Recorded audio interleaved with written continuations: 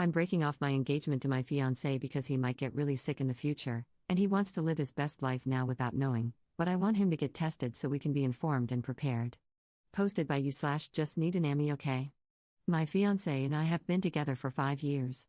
He's the love of my life, and I literally can't imagine being without him. So the thought of doing this is making my stomach turn. He was adopted, and neither he nor his parents knew much about his medical history. A few weeks ago, he met his biological brother for the first time and found out that his birth father had passed away from Huntington's disease. There's a 50% chance that my fiancé also has the genetic defect that causes Huntington's, but he refuses to get tested. It's not the disease I'm scared of, it's the not knowing. If we know he'll get it, we can prepare financially, practically, and emotionally. He says a positive test result will hold him back from living his life, but I feel like it's the opposite. How can we live with this giant maybe looming over us? How can I make smart decisions about where to live, how to budget, or even whether or not to have biological children with this man if I'm not allowed to have all the facts? So, I've come to the decision that I have to break it off. I respect his decision, but I can't understand or accept it. I have literally no one I can talk to about this because it's his secret and not mine to tell. Top/relevant comments. Additional info from Op. I have to go to work now, but I'll try to continue responding throughout the day, especially to the comments that exactly mirror the dissenting voice in my head. I just want to clarify a few things up here. I would not leave him if he tested positive for the defect. I would not leave him if he got sick. I just want to plan for us to be able to afford the best life and care for him if he does, which means we'd have to start immediately. I don't want or need perfect children. That isn't realistic.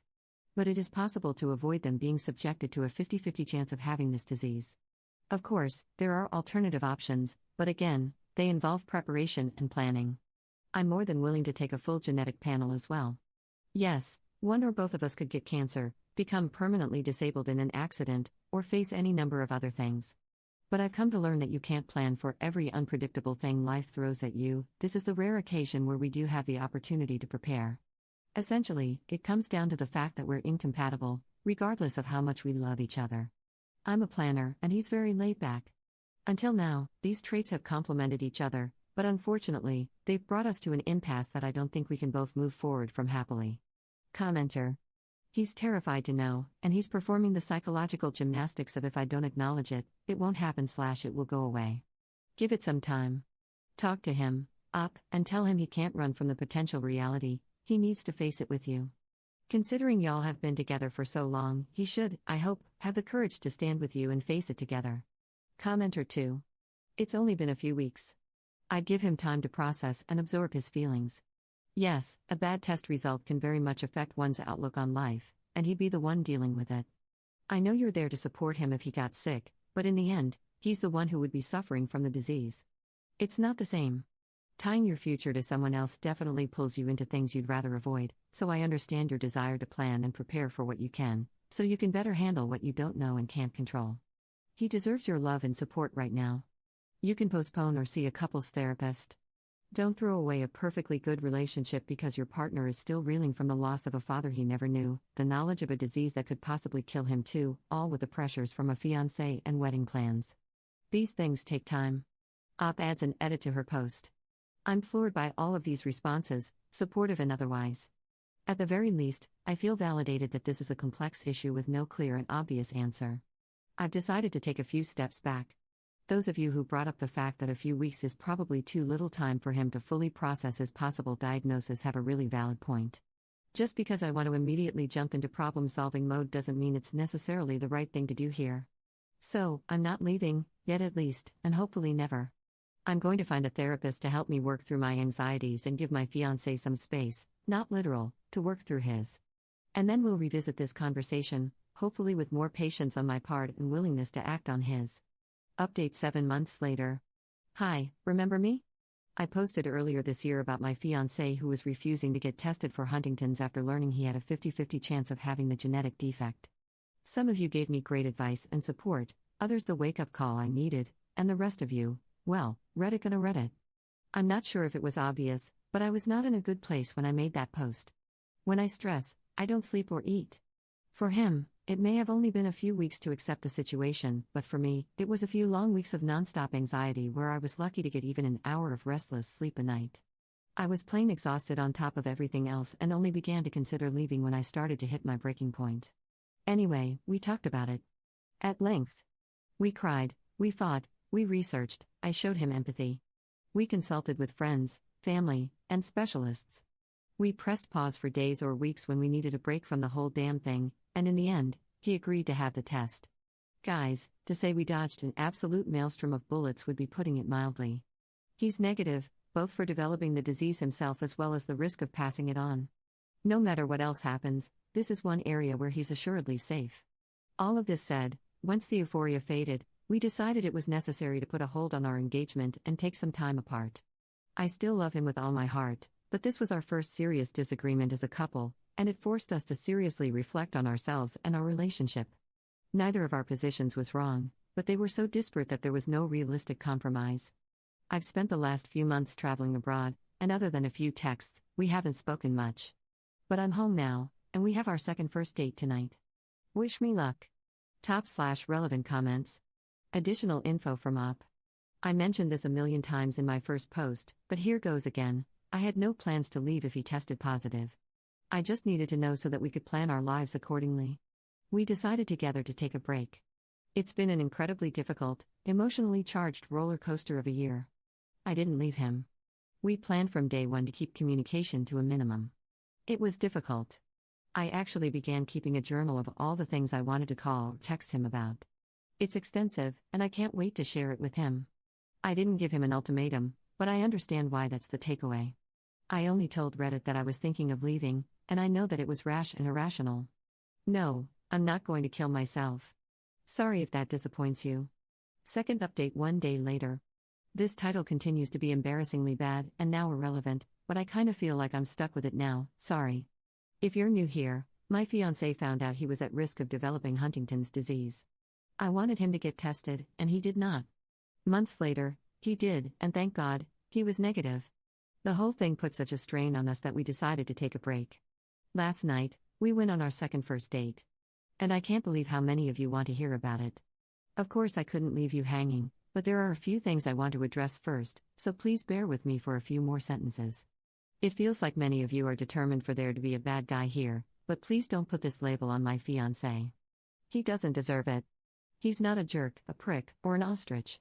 He's a man who was suddenly forced to face his own mortality.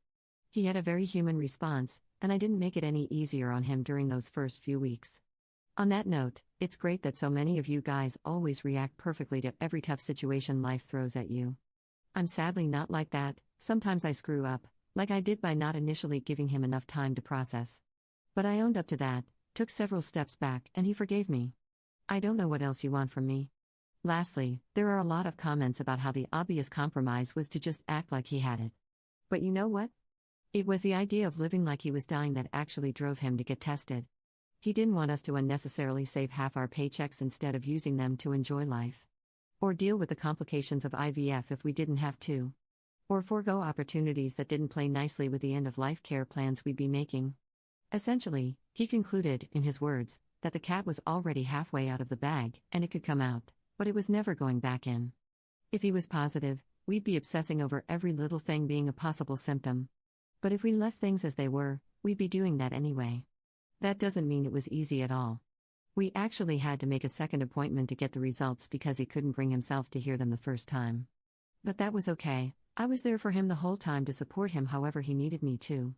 Okay, I'm done with that, onto what you actually clicked for. Do you guys know the feeling of watching your favorite childhood movie for the first time in years and being nervous that it won't hold up or have the same magic you remember? That's kind of what I was feeling yesterday, and I actually have to thank everyone jumping down my throat in the comments, because you did a great job of distracting me from the butterflies in my stomach.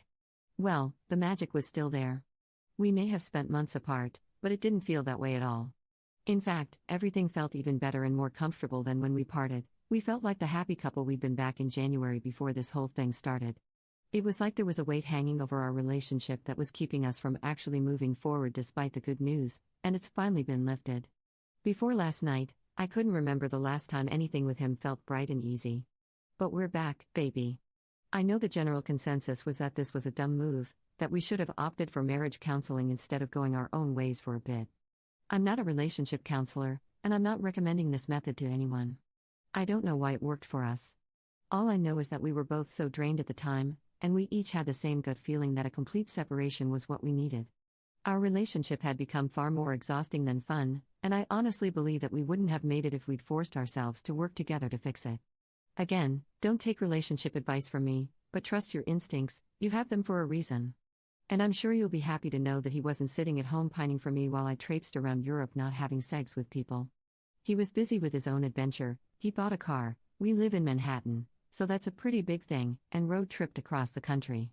We stayed up all night sharing stories and pictures and telling each other about the people we'd met. It was absolutely amazing sharing our experiences with each other. I know it may seem like it would have been better if we'd done it together, but there was something really special about living it through each other's eyes. Anyway, we have the rest of our lives to travel the world together. Because we're not breaking up, suck on that, people who were hoping he'd leave me. Look, we know this new honeymoon period we're in won't last forever, but I really think we're prepared to handle whatever other challenges life tries to throw at us. Honestly, there's a pretty good chance we've already gotten through the worst one, knock wood, but even if there's something bigger and badder waiting for us, I'm completely optimistic we'll be okay. So, that's that. We've officially reached the other side of our first major life issue together. Did either of us behave perfectly? No. Are we going to be perfect next time? Probably not. Are we 100% committed to combining our completely opposite ways of dealing with crises into a superpower designed to crush conflict like a 90s cartoon? Absolutely. Thanks for listening to my story, everyone. Roll credits. Top/relevant comments. Commenter. So happy for this update. I was rooting for y'all. I'm so sorry for all the hate you got. I think your position was reasonable, and I understood his as well. Most people who were talking crap have never experienced anything close to what y'all did. So glad it made you stronger. Ops response. Thank you. I think most of the people giving me hate don't know much about Huntington's disease. It's kind of in a league of its own as far as diseases are concerned.